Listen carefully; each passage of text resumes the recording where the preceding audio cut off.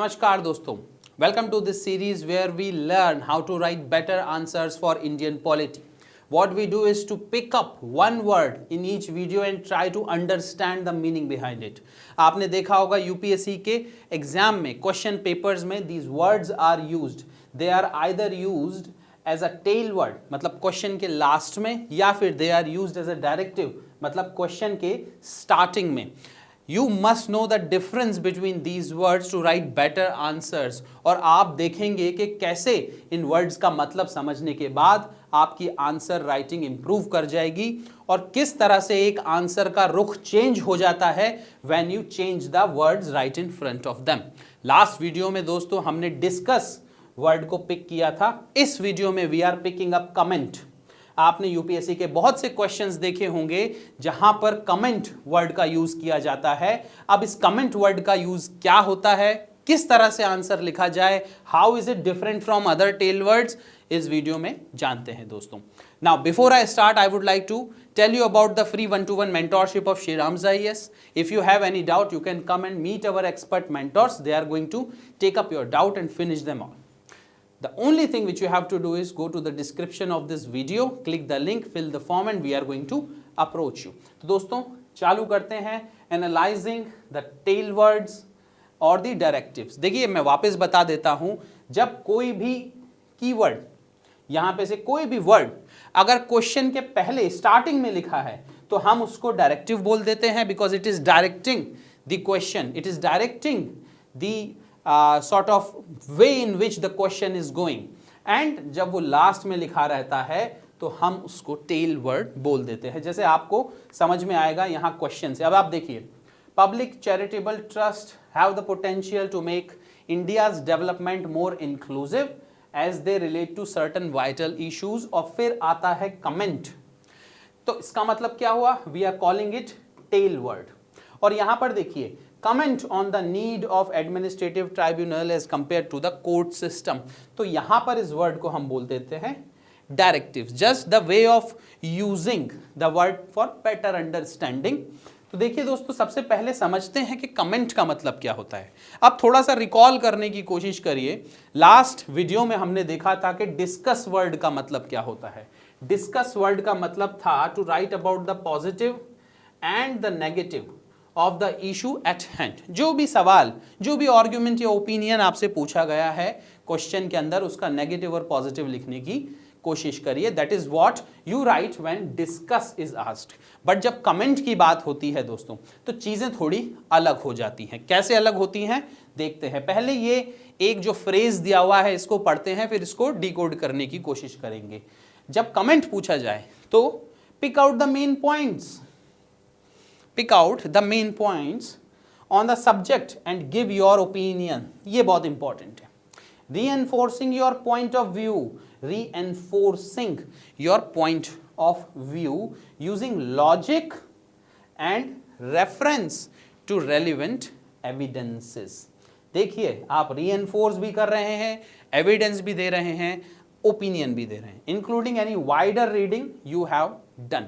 कहने का मतलब है दोस्तों, जहां डिस्कस वर्ड में आपने सिर्फ पॉजिटिव और नेगेटिव्स बताए थे किसी भी एक ओपिनियन या आर्ग्यूमेंट के जो क्वेश्चन में पूछा गया है, कमेंट में यू हैव टू कमेंट. और जब आपको कमेंट करना होता है, इसका मतलब आपके पास एक ब्रॉडर स्कोप है. यहां पे आपको अपना एक स्ट्रॉन्ग ओपिनियन देना है, आपको सबूत देने हैं कि आपका वो स्ट्रॉन्ग ओपिनियन है तो क्यों है, रेलिवेंट फैक्ट्स बताने हैं, लॉजिक और रेफरेंस के बेसिस पर अपने आंसर को लिखना है. अब देखते हैं ब्रॉडर स्कोप, क्योंकि आप सिर्फ लिमिट नहीं कर रहे हैं किसी भी एक आर्ग्यूमेंट के पॉजिटिव्स और नेगेटिव्स से. डिस्कस में क्या हो रहा था, कोई भी चीज आपसे पूछी गई तो question which we have discussed, जो हमने समझने की कोशिश की थी लास्ट वीडियो में, वो था the power of the president. Discuss the power of the president. तो भाई आप पावर ऑफ द प्रेसिडेंट बताएंगे. अगर वो tail word as a tail word use हो रहा है तो आप भाई पॉजिटिव्स बता सकते हैं कि क्या पावर्स हैं प्रेसिडेंट के पास, legislative, executive, emergency, financial powers हैं. और थोड़ा एक नेगेटिव पार्ट भी बता सकते हैं कि भाई वो जो पावर्स हैं वो प्रेसिडेंट के खुद के नहीं हैं, एड एंड एडवाइस पे ही काम करते हैं प्रेसिडेंट. ये तो बात हो गई डिस्कस की. बट जब कमेंट पूछा जाए आपसे, तब आपके पास एक ब्रॉडर स्कोप है. You are not only limited to the positive and negatives of the argument, but you can go broader. How will you go broader? By giving strong stand. What is your stand? आपको comment करने को बोला जाता है किसी particular movie पे, तो आप कर देते हैं। अगर कोई क्रिकेट मैच होता है और किसी एक प्लेयर के इनिंग्स पर आपको कमेंट करने को बोला जाता है, आप वो भी कर देते हैं। किसी एक मूवी में किसी एक एक्टर के परफॉर्मेंस पर कमेंट करने को बोला जाता है, आप वो भी कर देते हैं। इस वीडियो में भी अगर आपको कमेंट करने को बोला जाए तो आप कर देंगे, I hope so. So comment का मतलब होता है, मतलब you can use your own wisdom, ठीक है, you can use your own view point, you can use your own stand. But ये जो स्टैंड आप लेंगे, ये जो कंक्लूजन में स्टैंड आप लेंगे, ये किसी लॉजिकल रेफरेंस पे बेस्ड होना चाहिए। ये सिर्फ अपने विम्स और फैंसीज पे आर्बिटरी मैनर में लिख दिया जाने वाला नहीं होना चाहिए। अगर आपने वाइडर रीडिंग करके कहीं पर पढ़ा है और कोई इंपॉर्टेंट लॉजिकल रेफरेंस पर आप पहुंचे हैं किसी भी एक पर्टिकुलर चीज को लेकर, तो आप उसको जरूर मेंशन कर सकते हैं।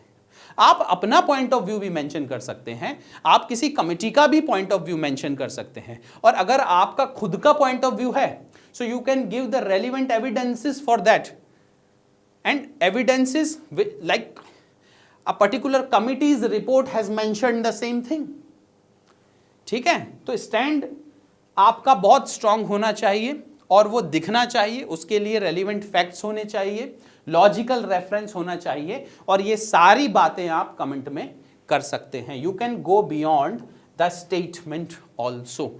कमेंट में जो भी एक स्टेटमेंट पूछा गया है, आप उसके बियॉन्ड भी थोड़ी बातें कर सकते हैं। जैसे अब अपन समझने की कोशिश करते हैं। अब देखिए, यूपीएससी में मैंने कुछ क्वेश्चन निकाले हैं जो प्रीवियस ईयर में पूछे गए थे, जहां पर कमेंट वर्ड का इस्तेमाल किया गया है। अब आप ये देखिए, पब्लिक चैरिटेबल ट्रस्ट्स के बारे में पूछा गया है, और पब्लिक चैरिटेबल ट्रस्ट को क्या, मतलब किस नज़र से देख रहे हैं ये? Do they have the potential to make India's development more inclusive as they relate to certain vital public issue। अब देखिए, चैरिटेबल ट्रस्ट्स जो चलते हैं वो कुछ ना कुछ वाइटल इश्यूज पे रहते हैं। चैरिटेबल ट्रस्ट एजुकेशन के लिए भी रहते हैं, स्किल डेवलपमेंट के लिए भी रहते हैं, हेल्थ के लिए भी रहते हैं। तो भाई और भी बहुत सारे मुद्दे होते हैं, तो बहुत वाइटल पब्लिक इश्यूज पर ये चैरिटेबल ट्रस्ट रहते हैं। तो क्या ये चैरिटेबल ट्रस्ट की वजह से इंडिया का जो डेवलपमेंट है ये ज़्यादा इंक्लूसिव हो सकता है क्या? देखिए, हो तो सकता है, बट अगर ब्रॉडर पर्सपेक्टिव में देखें तो नहीं भी हो सकता है। क्यों नहीं हो सकता है? अरे भैया, सिर्फ चैरिटेबल इंस्टीट्यूशन से ही काम नहीं चलेगा ना। The governance structure has to be such which reflects the welfare nature of the society, isn't it? यही तो सारी सोशलिस्ट आइडियोलॉजी है which Indian state has been following from a long time. और अब तो सुप्रीम कोर्ट ने भी रिआइटरेट करा हुआ है उसको, ये बोल के कि जो सोशलिस्ट वर्ड यूज किया जाता है प्रीएम्बल के अंदर, it amounts to the welfaristic society. ये कोई इकोनॉमिक टर्मिनोलॉजी तक लिमिटेड नहीं है। कहने का मतलब है, आप पब्लिक चैरिटेबल ट्रस्ट के पॉजिटिव में भी बोल सकते हैं, नेगेटिव में भी बोल सकते हैं, और अपना खुद का स्टैंड भी दे सकते हैं। और ये जो आपका स्टैंड है, ये लॉजिकल रेफरेंस से निकलना चाहिए। You can also go beyond the statement. कहने का मतलब है, अगर आप अपने ओपिनियन में ऐसा लिखना चाहें कि चैरिटेबल ट्रस्ट से तो ज्यादा कुछ नहीं होगा, बट स्किल डेवलपमेंट से और एम्प्लॉयमेंट जनरेशन से काफी कुछ हो जाएगा, where the government has to pay attention, आप वो भी कर सकते हैं। You are going beyond the statement. आप अपने ओपिनियन में ये बात बता रहे हैं कि पब्लिक चैरिटेबल ट्रस्ट के अलावा भी 50 ऐसी चीज है जिससे इंक्लूसिव डेवलपमेंट हो सकता है देश का। तो I hope you are getting me. जब मैं बोलूं कमेंट, तो इसका मतलब है कि आपके पास एक बहुत बड़ा स्कोप है बहुत सारी बातें बोलने का। You are not only limited to what you write in discuss, means the positive and negative of the argument which has been asked. अब इसी तरह से आप दूसरे क्वेश्चंस भी देख लीजिए यूपीएससी के। ये 2024 में पूछा गया है, ये भी 2024 में पूछा गया है, ये 2025 का क्वेश्चन है। आप देखिए, the duty of the controller audit general is not merely to ensure legality of expenditure but also its proprietary. अब लीगैलिटी ऑफ एक्सपेंडिचर का मतलब क्या है कि भैया जो भी पैसा खर्च किया गया है वो प्रॉपरली खर्च हुआ है कि नहीं, एफिशिएंटली खर्च हुआ है कि नहीं, रूल और रेगुलेशन के अकॉर्डिंग खर्च हुआ है कि नहीं। बट खर्चने के पीछे का विजडम क्या है, जो भी पॉलिसीज बनाई गई हैं उसके पीछे का विजडम क्या है, स्कीम्स के पीछे का विजडम क्या है, वो सब चेक होता है प्रोप्राइटरी में। भाई आप इसके नेगेटिव में भी पॉइंट्स दे सकते हैं, पॉजिटिव में भी पॉइंट्स दे सकते हैं, आपका खुद का कुछ पॉइंट ऑफ व्यू है वो भी बता सकते हैं, साथ में ये भी बता सकते हैं कि किस तरह से कंट्रोलर एंड ऑडिटर जनरल को मोर स्ट्रॉन्गर बनाया जा सकता है और बेटर बनाया जा सकता है। आप देखिए, जब घटनाएं घट जाती हैं, सारे खर्चे हो जाते हैं, उसके बाद ऑडिट होता है, और जो प्रोप्राइटरी का ऑडिट होता है वो भी बाद में ही होता है। अब किसी भी चीज का ऑडिट बाद में करने से क्या फायदा, फायदा उस साल तो नहीं होगा बट फायदा नेक्स्ट ईयर होगा। बट क्या नेक्स्ट ईयर जब पॉलिसीज बन रही होती हैं तो क्या प्रीवियस ईयर की कैग की रिपोर्ट को इंपॉर्टेंस दी जाती है या नहीं दी जाती है, आप ये कमेंट भी कर सकते हैं।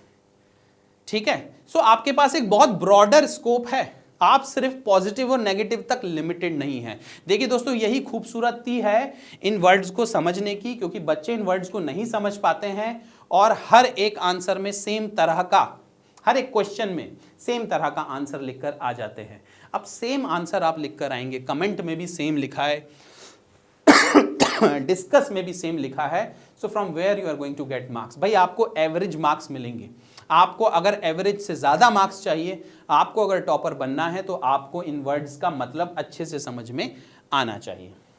देखिए, ये फिर से दो वर्जन, एक तरह से ये वर्ड डायरेक्टिव यूज हो रहा है और दूसरी तरह से ये वर्ड टेल वर्ड पे यूज हो रहा है। देखिए यहां पर भी यही था, यहां पर ये वर्ड टेल वर्ड है और इसमें ये डायरेक्टिव है। सिमिलरली हमने भी एक आसान क्वेश्चन बना के जस्ट फॉर योर अंडरस्टैंडिंग ये चीज दिखाने की कोशिश की है। Comment on the possibility of implementing presidential form of democracy in India. तो ये जो कमेंट वर्ड है ये क्या हुआ भाई, ये डायरेक्टिव हुआ। Should presidential form of democracy B implemented in India, comment, ये कमेंट क्या हुआ भाई, ये टेल वर्ड हुआ। अब आप देखिए ज्यादा फर्क नहीं है दोनों क्वेश्चन में। लास्ट वीडियो में जब हमने डिस्कस पर बात की थी, तो डिस्कस अगर आप एज अ डायरेक्टिव लिखते हैं या फिर एज अ टेल वर्ड लिखते हैं तो क्वेश्चन में हल्का सा डिफरेंस आ जाता है। आप देखेंगे ये चीज, आप खुद भी इंट्यूटिवली उस चीज को फील करेंगे।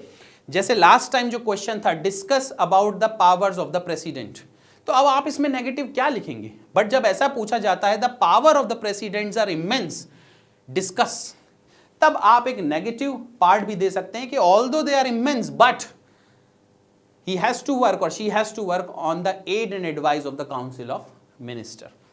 तो देखिए यहां पर जो कमेंट वर्ड है तो कोई बहुत ज्यादा फर्क आ नहीं रहा है इन दोनों वर्जन में। दोनों वर्जन में एक बात पूछी गई है कि what is the possibility of implementation of the presidential form of government, और अगर ये पॉसिबिलिटी है तो आपका क्या ओपिनियन है, कमेंट करिए उस बात पर। तो देखिए आप डिस्कस में क्या लिखते हैं, आप डिस्कस में लिखते हैं पॉजिटिव और लिखते हैं फिर नेगेटिव। देखिए अगर सेम क्वेश्चन को डिस्कस करें तो क्या होगा, should presidential form of democracy B implemented in India, discuss, तो आप प्रेसिडेंशियल फॉर्म ऑफ डेमोक्रेसी के इंप्लीमेंटेशन के पॉजिटिव्स लिख सकते हैं और नेगेटिव लिख सकते हैं। भैया नेगेटिव क्या होगा, सबसे पहले तो जो वे ऑफ लाइफ है इंडिया की, it is more inclined towards the presidential form of government.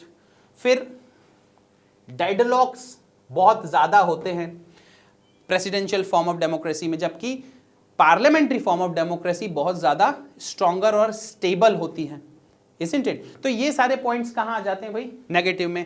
Cult figure नहीं बनता है, ठीक है, वहां पे कल्ट पर्सनालिटी बनने के बहुत सारे चांसेस होते हैं, बट यहां पर ऐसा नहीं होता है। सो नेगेटिव्स हैं उसके इंप्लीमेंटेशन के, प्रेसिडेंशियल फॉर्म के, बट कुछ पॉजिटिव्स भी हैं, strong decision making, strong leadership, the leadership is not held back by the parliament, ये भी होता है।